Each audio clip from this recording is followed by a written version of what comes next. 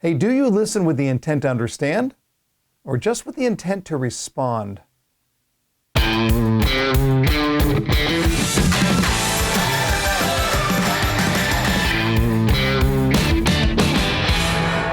You know, Stephen Covey said it best in his book, 7 Habits of Highly Effective People. Most people do not listen with the intent to understand. They listen with the intent to respond. Have you seen this in other people?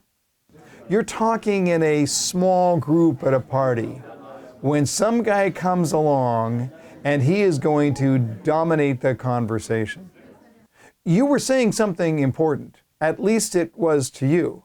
But that guy comes along and says, oh, that's interesting. Let me tell you about a time that whatever. Now, conversely, can you think of a time when you were truly and deeply listened to? Dr. Marvin, you can help me. For the first time in my life, I feel like there's hope. We need to listen with the intent to understand. So how do you do that? Well, it starts with developing good habits. Well, now you do whatever it takes to help her, Doc. Drugs, straitjackets, electroshock.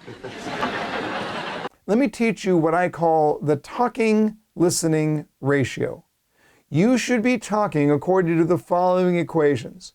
When you're getting to know the customer, when you're getting to understand their pain points, when you're getting a good sense of what they want their future to look like, you should be talking no more than 25% of the time. It might be as low as 15, because we ask a question, then we follow up with, tell me more about that and why is that important to you? Our questions don't take very long, but the more the customer is talking in the discovery, the greater a sense of understanding. Now, during the presentation, it should be about 50-50.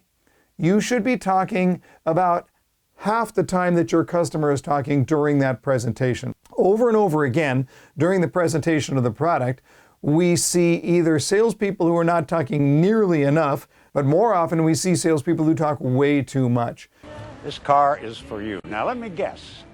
The man of the house needs a second car so the little lady can go to the garden club while he plays gin rummy with the boys, huh?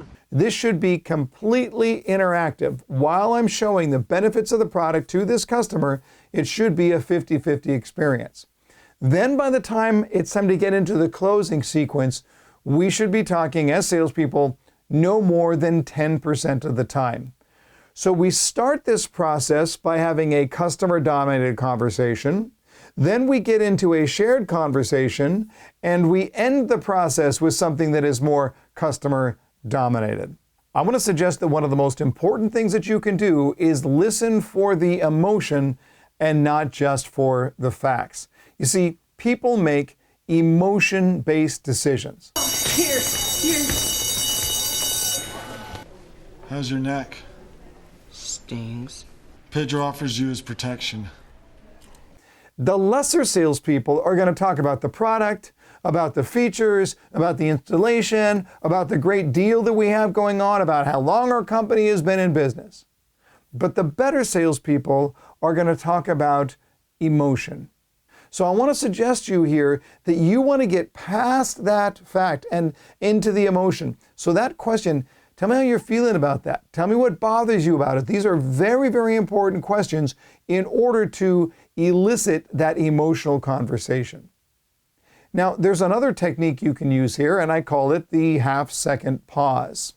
So the half-second pause allows you the chance to consider what they are saying fully before you begin any kind of response. Oftentimes, we get into the habit, the bad habit, of thinking up our response while the customer is still talking. And when we do that, we miss some very, very important facts. Then we jump into the conversation prematurely. But that half-second pause takes about this long. That half-second pause lets the customer know that you're listening, that you're letting that all sink in, that you're contemplative. Stop listening for the purpose of showing just how freaking brilliant you are. Start listening for a simpler but far more important goal, understanding. Hey, thanks for watching, and remember, until next time, when you learn more, you earn more.